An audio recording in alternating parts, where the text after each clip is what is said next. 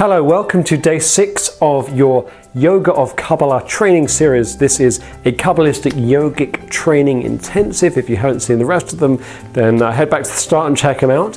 Day 1, we focused on Chesed, which is loving kindness associated with the right arm. So we learned from the Zohar, the Book of Enlightenment, or the Tikkunei Zohar, the introduction to it. Day 2 was Gevura, strength, associated through the left arm. Day 3, Tiferet, compassion, balance in the torso. Day 4 was the right leg, which was Netzach, or eternity, endurance, fortitude, driving forwards. Day 5 was Hod, which is associated with humility or gratitude. And day 6 today is the quality of Yesod, which is this quality of connection. So Yesod literally is a kind of rooting, a grounding, a foundation, but it is also really connecting with other people. It's beginning to really bring something out into the world.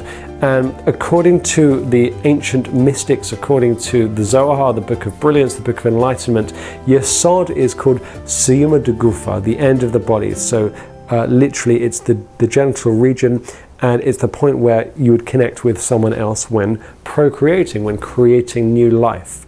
What an elegant way of putting it. So, it's interesting the way that actually ties in with yogic theory, and I'm going to come on to that in a minute, when we've actually really looked at a very practical way of contextualizing this, and a practical way of applying it. And again, just to remind us of the approach we're taking here, is I'm not saying this is the only way to understand the Zohar's context on the body. This is the absolute be-all and end-all definition. This is an interpretation that I'm sharing with you based on my years of study, my years of research. And it's a conversation, an ongoing conversation between the Kabbalistic writings and the body, practical applications through yoga, through meditation. And I'm going to give you a yoga practice you can do today to really embody this sense of Yesod, of foundation, of rooting, of grounding, of connecting. So how would you know, first of all, if there was some kind of Yesod imbalance in your life, if you needed to really specifically work on this? Well, you might find that you're not experiencing amazing relationships in all areas of your life.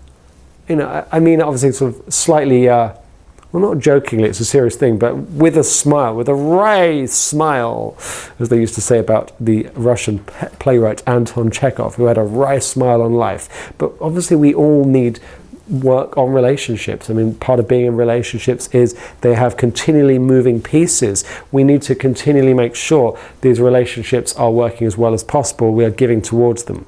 So again, this quality of Yesod, where are you not experiencing incredible relationships? And really just try to identify that and have a good think about that and see if there's something you can apply right now within your life. Secondly, you might find there's a kind of an issue of relating to yourself. Where are you not really looking after your own needs? Where are you not caring for yourself, not listening to yourself, maybe not connecting with your own goals? This is definitely something which I've experienced myself, and one of my teachers pointed out recently. I'd spent a couple of years not focusing on my artistic goals, and as an artist, it's something which is from the heart of my soul. I spent many years working as an actor and writer, playwright, touring with my plays, touring with shows, and I'd sort of buried this for a while. I'd really sort of stopped doing it, and so I'd lacked this connection with myself, and as a result, that frustration by ignoring that piece of myself, an important piece of myself which I've been nurturing for most of my life, there was a payoff, there was a cost. There was definitely a cost involved. So think about, where are you not connecting to yourself? Where is this inner sense of Yesod?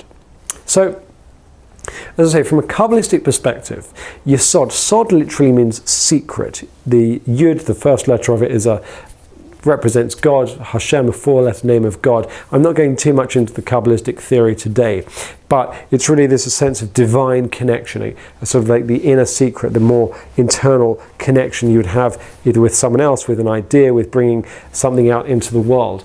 It's connected with the pelvic region, and it's the sort of point before creation. Now, is the point before, literally before giving birth to something, whether it's giving birth to an idea, giving birth to a relationship, giving birth to a human being.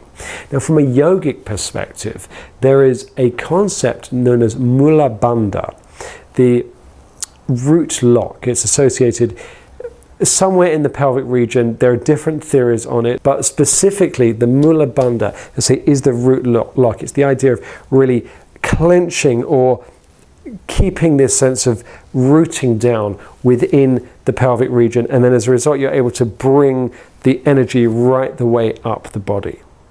And so it's keeping this flow of energy going through directing the energy.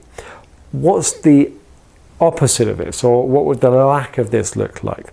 Well, it would look like being, should we say, sexually profligate, like kind of like just like not maintaining that energy, that sort of, that sexual energy, that deeper drive. It would just be about sort of spreading it in various different places. So within this yogic context, as I say, this principle of Yesod, Mula Bandha, is rooting down. It's keeping this energy in this place so you can drive forwards.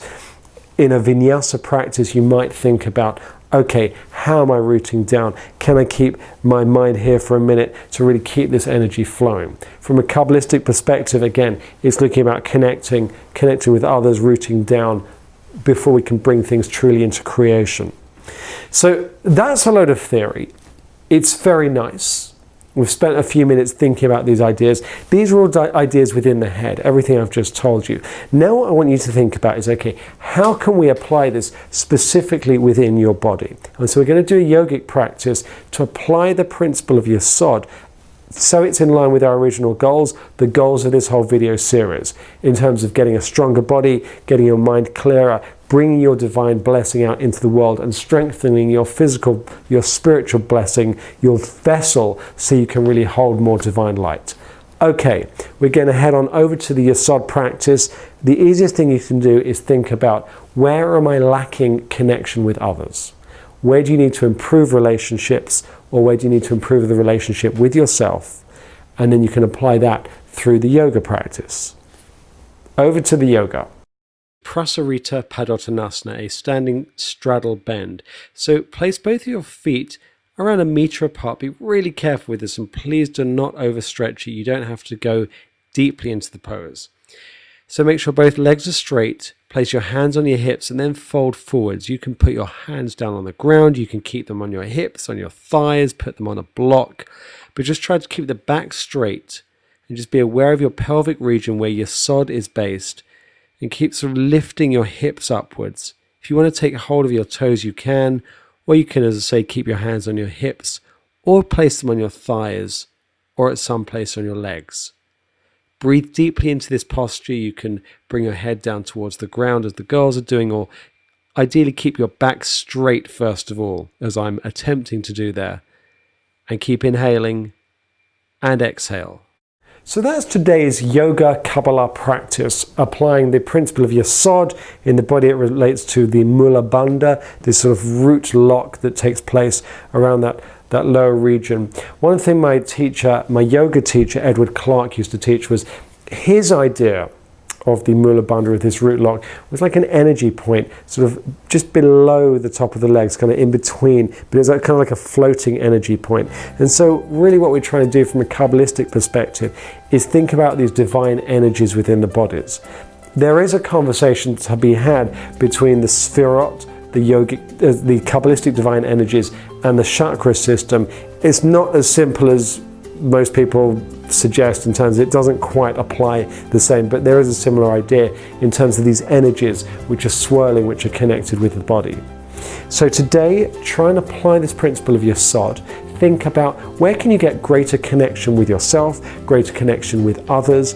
Through improving these relationships, how much better can your life be? How much better can the lives of other people be? And again, it's thinking about giving rather than receiving, how you can put this energy out and into the world. So, tomorrow is day 7. Day 7 is all about action. Today's been a lot of theory, but I really want to make sure you come back tomorrow so you can see about how you can bring everything together. It's about mastery, it's bringing all of it together. In the meantime, make sure you check out the films if you haven't already seen for the Kabbalah Sutras.